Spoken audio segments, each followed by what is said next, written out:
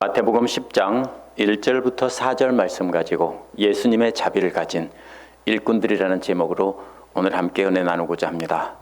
한 사람이 예루살렘 성전에 와서 예배를 드리고 제사를 드리고 아마 명절이겠죠. 이렇게 돌아가는 길에 강도를 만났습니다. 강도들이 가진 것 다 뺏고 옷까지 벗겨서 가져가고 죽도록 두들겨 패서 죽어가는 시체를 그냥 버리고 갔습니다.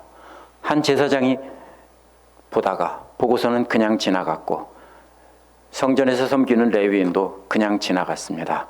예루살렘의 지도자들의 대표 선수로 등장한 제사장과 레위인들은 보고 그냥 지나친 것입니다. 그러나 이들이 개되지만도 못하게 여기던 사마리아 사람 중에서도 가장 천한 직업을 가진 장사꾼이 이 사람을 보고 불쌍히 여겨서 다가갔습니다. 사마리아 사람이 다가가서 코에 손을 대보니 아직 숨이 붙어 있습니다. 사마리아 사람은 베어진 채 들판에 버려진 곡식단과 같은 이 사람을 포도주로 상처를 소독하고 올리브유를 바른 뒤 상처를 싸매어 여관으로 데려갔습니다. 누가복음 10장 30절에서 35절에 나오는 착한 사마리아 사람의 이야기입니다. 제가 이 이야기를 드린 이유는 지난주 말씀에서 나온 오늘 말씀의 배경과 겹쳐지기 때문입니다. 사마리아 사람이 죽어가는 사람을 불쌍히 여겼다는 말은 마태, 마가, 누가복음 모두에서 예수님을 나타낼 때, 예수님의 마음을 나타낼 때 쓰인 말입니다. 이게 창자, 콩팥 이런 걸 가리키는 말입니다. 이것은 감정이 자리하는 자리입니다. 유대인들은 심장은 생각이 자리 잡는 자리로 생각했고 이 내장은 감정이 자리 잡는 자리로 생각을 했습니다. 그래서 우리식으로 말하면 창자가 끊어질 것 같다 이런 마음입니다. 그래서 예수께서 지난주 말씀 9장 36절에서 무리를 보시고 느끼신 마음입니다. 고생하며 유리한다는 말이 또 늑대에게 물려 찢겨서 죽어가는 양떼들이 널브러져 있는 그림입니다. 그래서 예수께서 불쌍히 여기신 무리들을 보니까 마치 착한 사마리아 사람에 나오는 강도 만난 사람, 죽어가는 사람과 같습니다. 그런데 한두 사람이 아니라 무리들입니다. 그러므로 온 들판에 떼거리들이 다 마치 강도 맞아 죽어가는 사람처럼 들판에 베어져서 뉘어져 있는 곡식단들처럼 그렇게 보였다라는 겁니다. 예수께서 무리들을 마치 늑대에 찢겨 죽어가던 양들이 여기저기 흩어져 있는 것처럼 보고 불쌍히 여기셨습니다. 또 그렇게 쓰러져 있는 무리들은 예레미야 9장 22절에 나오는 시체가 마치 베어진 제 들판에 놓여있는 곡식단처럼 보였습니다. 무리들이 실제로 그렇게 여기저기 쓰러져 죽어간다는 뜻이 아닙니다. 영적으로 죽어가는 무리들이 예수님 앞에 몰려왔는데 예수님 보기에는 마치 예레미야 나오는 그 베어진 곡식단들이 그냥 베어져만 있고 거두지 않은 것처럼 그렇게 시체가 늘어져 있는 것처럼 그렇게 보시고 불쌍히 여기셨다는 뜻입니다. 그래서 예수님께서는 제자들에게 추수할 곡식은 많은데 일꾼이 적다고 한 것입니다. 이것을 오해하면요, 곡식이 많이 있어서 황금들판을 연상하면 안 됩니다. 수많은 곡식들이 베어져서 널브러져 있는데 베어만 놓고 아무도 거둘 사람이 없다라는 뜻입니다. 이제 오늘 말씀은 제자들을 파송하시는 내용입니다. 제자들도 예수님의 마음을 가지고 사마리아 사람처럼 쓰러져 죽어가는 곡식단을 거두게 하시려는 것입니다. 영적으로 죽어가는 그들을 착한 사마리아 사람처럼 하나님 마음으로 불쌍히 여겨서 치료해주고 회복시켜 하나님의 자녀로 삼게 하려는 것입니다. 예수께서 제자들을 뽑으시고 파송하신 내용을 살펴보고 우리는 어떻게 하면 예수님께서 말씀하신 대로 예수님의 자비를 가진 일꾼이 되어서 영적으로 죽어가는 다양한 계층의 사람들을 거두어 하나님의 집에 들여놓을지 생각해 보도록 하겠습니다. 1절은 귀신을 쫓아낼 권세를 주셨다는 내용입니다.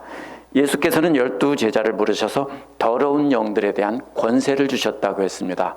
그 권세는 더러운 영을 쫓아내고 온갖 질병과 허약함을 치료하려는 것입니다. 질병이란 만성적인 정신질환이나 평생 오랫동안 가지고 있는 그런 만성 질병을 뜻하는 말입니다. 또 약함이라는 말은 현재 특별히 어떤 아픔이 있어서 병을 앓고 있다는 뜻입니다.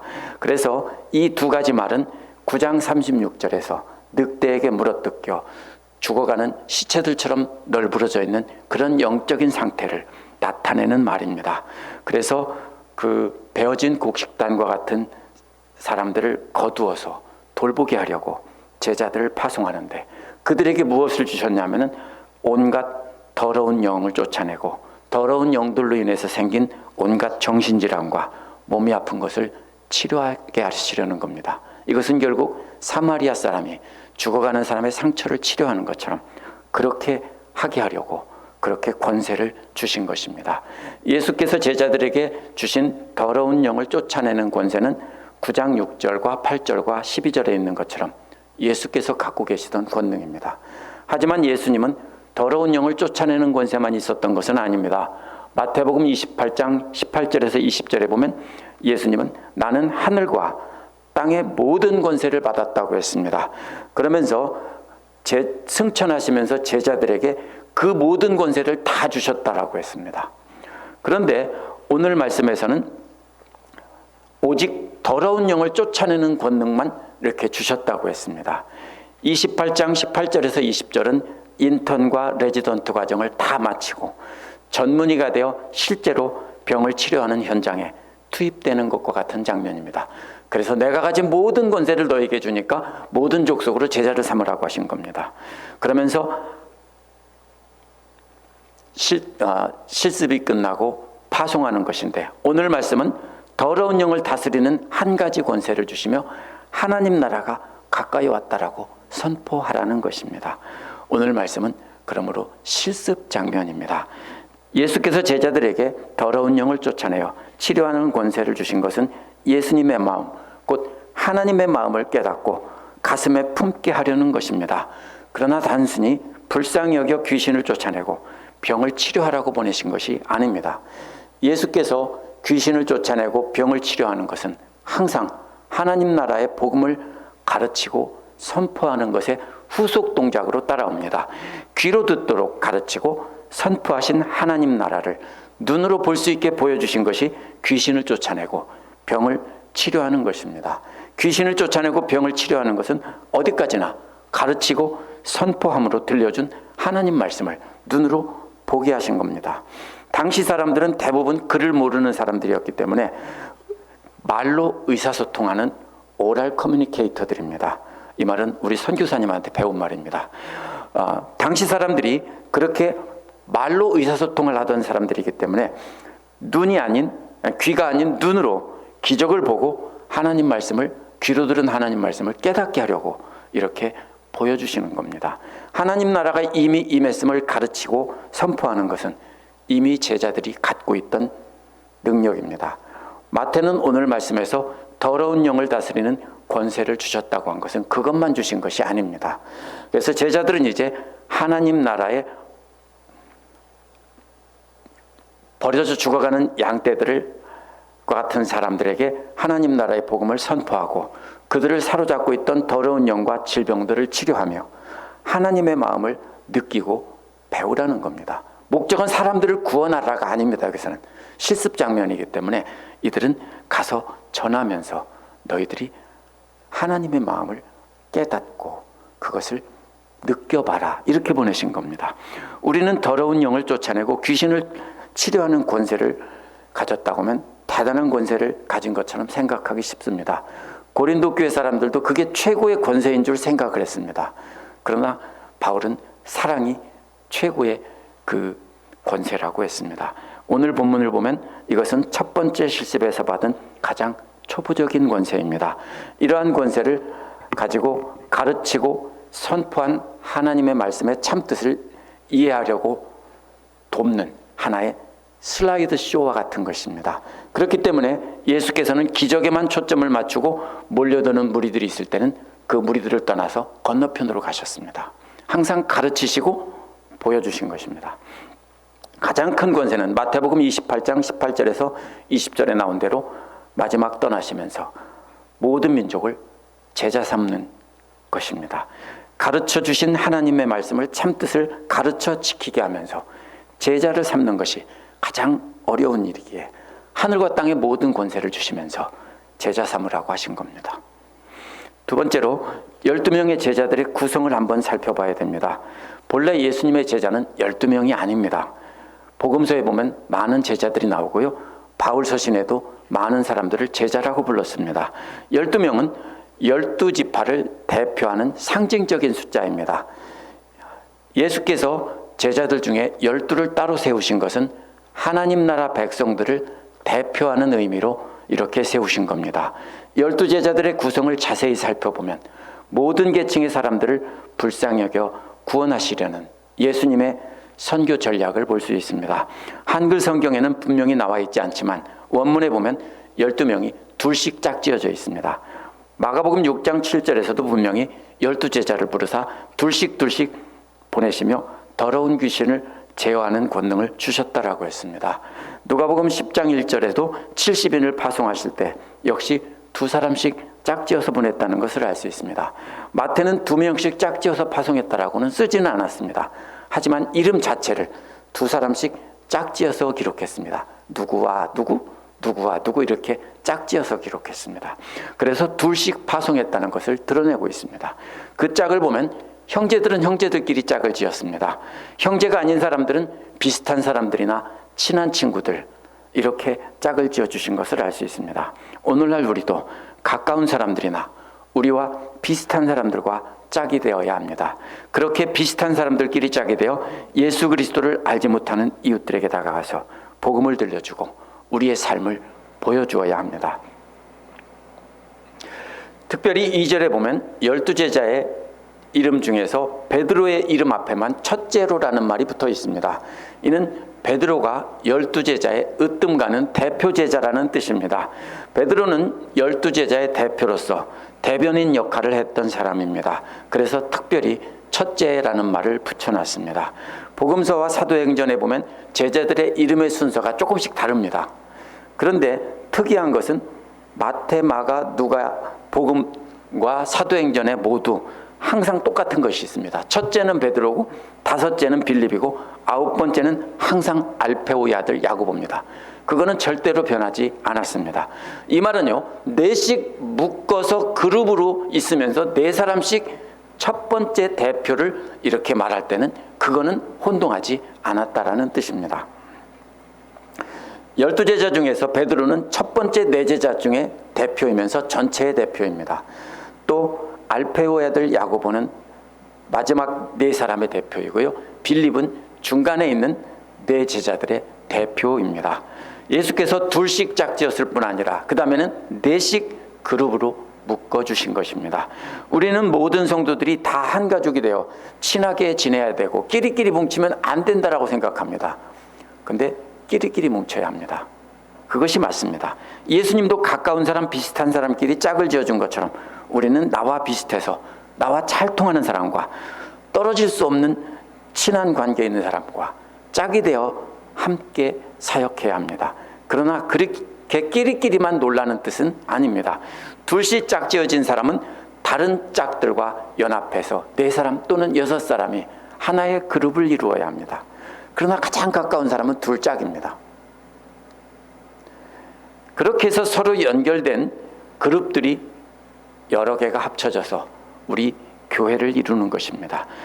그래서 우리가 서로 연결되어서 주님께서 맡기신 제자 삼는 사역을 해야 된다는 것이 오늘 말씀에 나타난 핵심입니다. 끼리끼리 논다고 욕하면 안 됩니다. 원래 끼리끼리 노는 겁니다. 하지 말라기도 끼리끼리 놀고요. 아무리 전체가 놀으라고 결국 끼리끼리 놉니다. 가장 친한 사람과 짝이 되어서 함께 기도하고 사역하고 또 비슷한 사람들끼리 그룹을 이루어서 함께 사역하고 그러나 다른 그룹들과 함께 연합해서 모두가 협력하여 사역하는 것입니다. 그래서 그리스도의 한 몸을 이루는 것입니다. 첫 번째 끼리끼리는 모두 어부들입니다. 어부 출신의 4명은 둘씩 형제들입니다. 베드로와 그 형제 안드레가 한 형제이고 세베대의 아들인 야고보와 그 형제 요한도 한 형제입니다. 베드로는 전체의 대표일 뿐 아니라 첫 번째 그룹의 어부 출신의 대표입니다.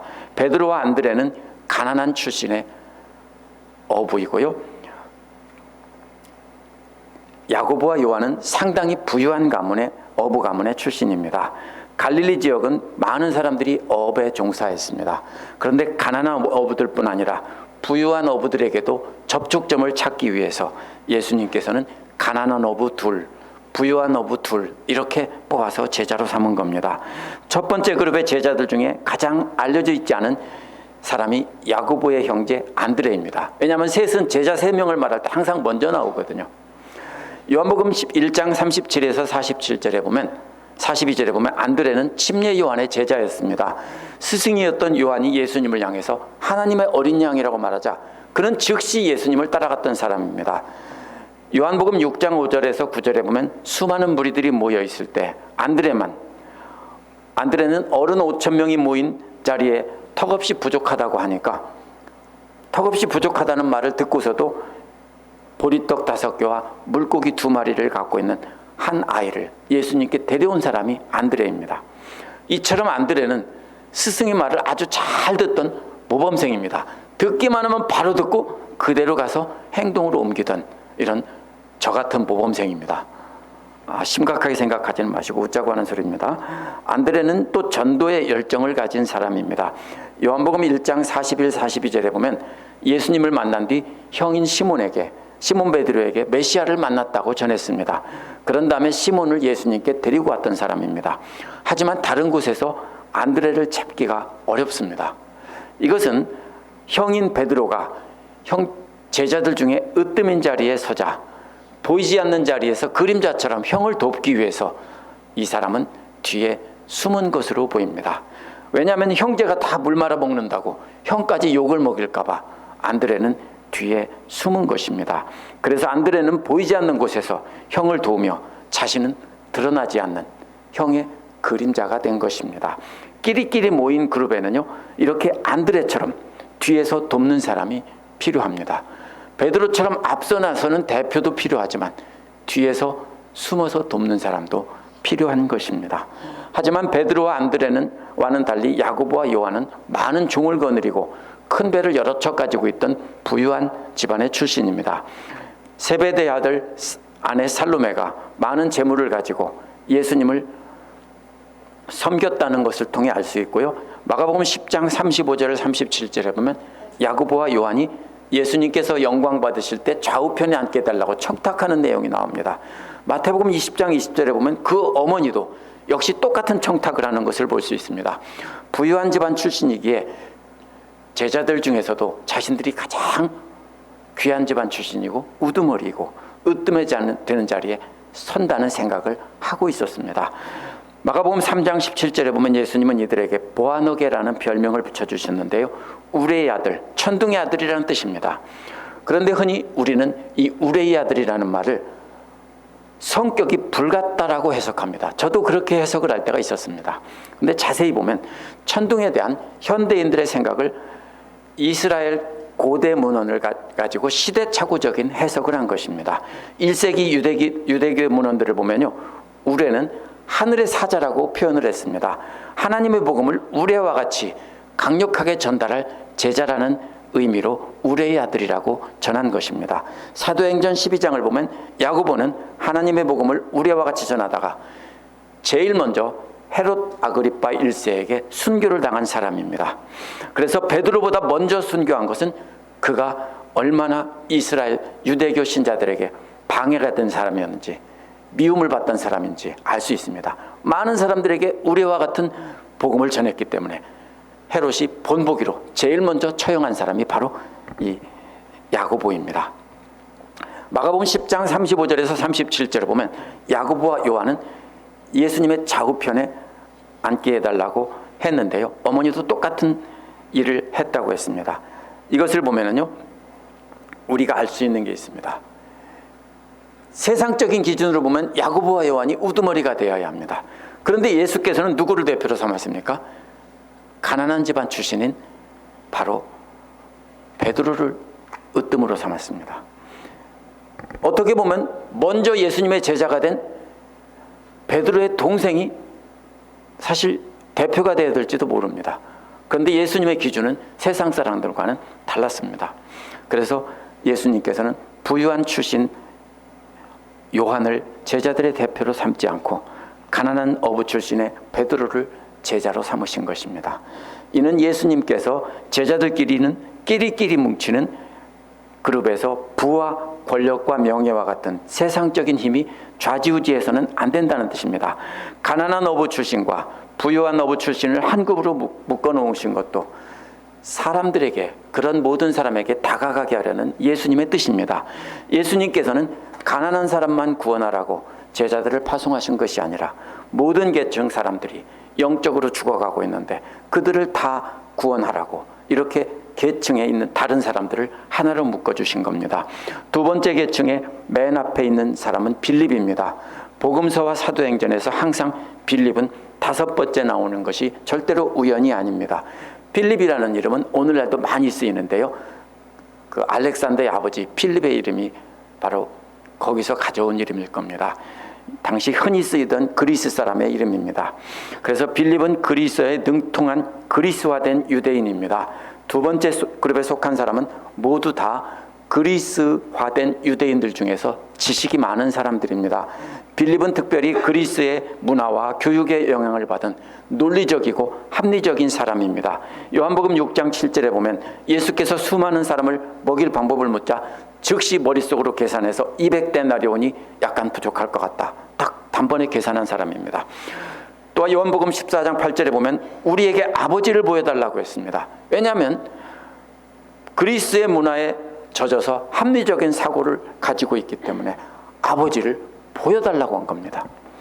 빌립이 그리스화된 유대인이었다는 것을 알 수 있는 분명한 증거가 있습니다. 요한복음 12장 20절에 보면 그리스 사람들이 빌립에게 와서 예수님을 만나게 해달라고 다리를 놔달라고 했기 때문입니다. 빌립이 그리스도에 능통했고 자기들과 통하는 사람이었기 때문에 빌립에게 와서 부탁한 것입니다. 당시 그리스어는 지중해 연안의 모든 지역의 공용어였고 로마 제국의 상류층들도 대부분 그리스어와 그리스 문화에 능통했던 사람들입니다. 요한복음 1장 45절에 보면 빌립은 나다나엘을 만나서 모세가 율법책에 기록하였고 예언자들이 기록한 그분을 우리가 만났습니다라고 전했습니다. 그렇다면 이 사람은 성경을 아주 잘 알던, 성경을 해석하는 학자일 가능성이 높습니다.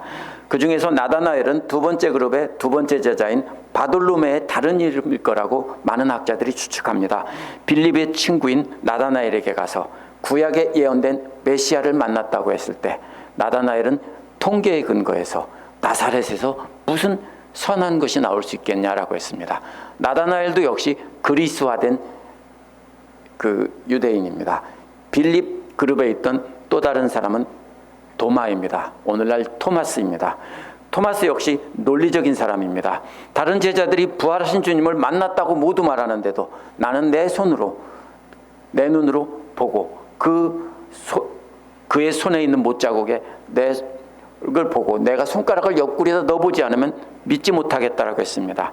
이것을 가지고 우리가 의심 많은 도마라고 했지만 사실 도마는 빌립과 나다나엘과 마찬가지로 그리스식 교육을 받은 또 그리스 문화의 영향을 받은 논리적이고 이성적인 사고를 가졌던 사람일 뿐입니다. 이 그룹에 속한 마지막 사람은 마태입니다. 세리 마태는 당시 로마 제국에 고용된 세금 징수원입니다. 로마인들은 자신들처럼 그리스 말을 잘 쓰는 그리스화된 사람들을 시켜서 세금 징수원으로 삼았는데요. 그 중에서 마태가 그 사람입니다. 한국식으로 말하면 일제 식민지 시절에 일본 유학 갔다 와서 일본의 조선 총독부의 관리가 된 사람과도 같은 사람입니다. 그렇기 때문에 동포 유대인들에게 말할 수 없는 비난과 멸시를 받은 사람입니다. 이 그룹에 속한 사람은 모두 그리스화된 유대인들에게 따지기를 좋아하고 논리적인 사람들입니다. 그런 사람을 둘씩 짝을 지어서 함께 놀게 한 것입니다. 저는 여기에서 왜 둘씩 어떤 관계가 있는지는 아무리 찾아봐도 알 수가 없습니다. 그렇지만 분명한 것은 앞에 첫 번째 그룹과 마찬가지로 둘씩 이렇게 다른 계층이었을 것이라고 추측을 합니다.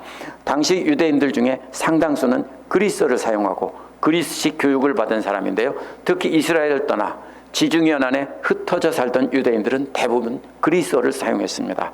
사도행전 6장 1절에 헬라파 유대인이라는 말이 바로 이런 사람입니다. 이 그룹에 속한 사람들은 당시에 대다수를 차지했던 헬라파 유대인들에게 전도하기 위해서 이 사람들을 부른 것입니다. 이들을 보고 의심 많고 믿음이 없다고, 따지기를 좋아한다고 함부로 따지면 안 됩니다. 이들은 자라온 환경의 영향으로 논리적이고 따지기를 좋아하는 지식인들이었을 뿐입니다. 예수께서 그런 사람들을 구원하시기 위해 특별히 4사람씩 묶어준 것입니다. 세 번째 그룹의 리더는 9번째 나오는 알페오의 아들 야고보입니다. 이 사람에 대해서는 성경에 기록된 내용을 알 수가 없습니다. 10번째 나오는 다데오라는 이름도 누가복음에는 없습니다.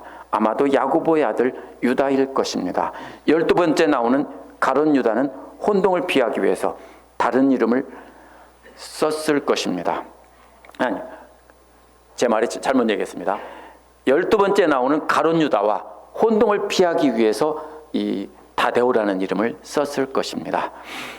당시 유대인들은 시몬 베드로처럼 비슷한 이름을 많이 갖고 있었습니다. 이 2사람에 대해서는 알 수 없지만 11번째 시몬과 마지막 유다를 통해서 이 그룹의 정체성을 알 수 있습니다. 시몬은 세번역에는 열혈당원이라고 번역했는데 개역은 열심당이라고 했고 개역개정에서는 가나나인이라고 했습니다. 가나나이오스라는 말은 갈릴리 가나 사람이라는 말이 아니라 이 열혈당원이라는 말을 바로 아람어를 이렇게 그리스어로 음역한 것입니다. 이 사람들은 무장항쟁으로 이스라엘의 독립을 찾겠다던 독립투사들인데요. 우리를 생각해보면 알 수 있습니다. 우리나라의 독립투사들이 어떤 사람이었을까요? 가난하고 무식한 사람들이었을까요? 절대로 그렇지 않습니다. 가장 지식을 가진 깨어있는 지도자들이 나서서 독립투사가 돼서 독립을 했고 어떤 사람은 후원을 했습니다. 따라서 이 사람은 열혈당원이라는 사람은 유대파, 헬라파가 아니라 히브리파 유대인들 중에서 아주 상당한 지식인 출신입니다. 또 이어 나오는 마지막 가룟 사람 유다도 역시 가룟이라는 말은 유대 남쪽에 있는 지명입니다. 그래서 유다만이 유대 남쪽 출신입니다. 그리고 이것을 보면 이 유다도 상당한 지식인이었던 것을 알 수 있습니다. 다른 제자들은 모두 함경도 사람 같다면 유다는 부산 사람 아니면 서울 사람 이 정도는 되는 사람입니다. 그래서 상당히 지적인 사람임에 틀림없습니다. 제자 중에 회계를 맡았고 돈과 계산에 무척 빨랐고 예수님이 죽는다고 하니까 모든 상황 판단을 다 끝내고 어떻게 하면 살아남을까를 계산해서 이 사람이 배반을 한 것이지 이 사람이 뭐 굉장히 악해서 그렇게 한 게 아닙니다. 이 사람은 상황 판단이 굉장히 빨랐던 사람입니다. 사실 다른 제자들은 몰라서 배반을 못한 것뿐입니다. 설마 하고 예수님이 말씀하셔도 상황 판단을 못한 것입니다.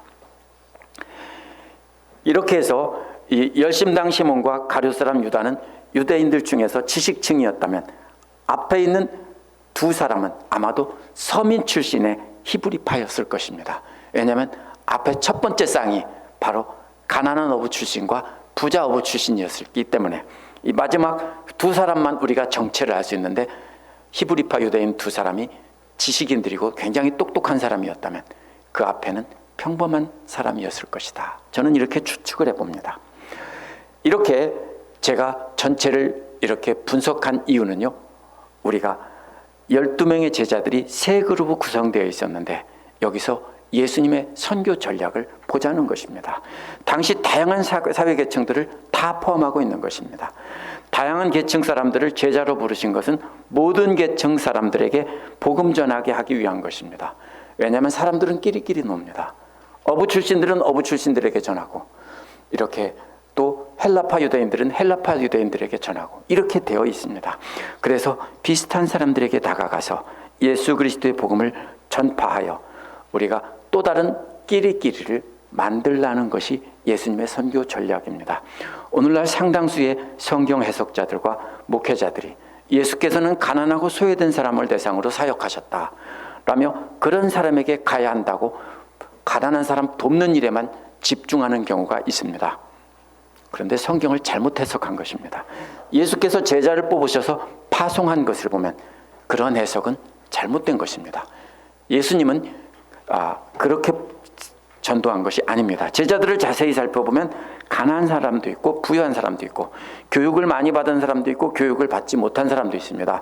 로마 정부에 협력하며 매국노로 여김받던 세리마태도 있고, 무장항쟁으로 로마 제국에 대항해서 싸우던 열혈당원인 독립투사인 지식인도 있었습니다. 이렇게 서로 양극단에서 전혀 어울리지 않던 사람들을 제자로 삼았는데, 그래도 그들끼리 끼리끼리 2명씩 짝을 짓고 또 4명씩 세 그룹을 만들어서 12명의 그룹을 만들었다는 것을 알아야 합니다. 그러면서 그 중에서 우리는 세상에서 가진 자들은 교회 안에서 스스로 낮추어 섬기는 자리에 서라는 것이 제자들의 그룹에 담긴 의미입니다. 예수님의 뜻입니다. 서로가 다른 사람이지만 모두가 똑같이 품고 나가야 하는 것은 늑대와 같은 무리들에게 상처를 입고 버림받아 영적으로 죽어가는 목자 없는 양 같은 사람들을 불쌍히 여기는 마음입니다. 제자를 삼고 파송하는 것은 어떤 기술이나 지식이 아닙니다. 예수님의 마음, 하나님의 마음을 가지고 나가라 하는 것이 오늘 말씀과 지난주 말씀에 담긴 그 배경입니다. 영적으로 죽어가는 사람을 거두어서 추수해서 하나님의 집으로 옮겨줘야 하는 겁니다. 우리가 추수한다는 말을, 그림을 오해하면 안 됩니다. 이 추수하는 그림은요, 황금 들판을 보면서 와 추수할 것이 많다가 아니라 전부 베어져서 쓰러져 있는 예레미야에 나오는 시체 덩어리 같은 그런 상황입니다. 근데 그 중에서 상당수의 사람이 숨이 붙어 있습니다. 그 사람들을 거두어서 영적으로 살려서 치료하고 먹이고 마시게 해서 다시 살려서 하나님의 창고로 들여보내라는 것입니다. 그것이 바로 버려져 죽어가는 사람들을 보고 추수할 것은 많은데 일꾼은 없다라고 하면서 가슴 아파하시는 예수님의 마음입니다.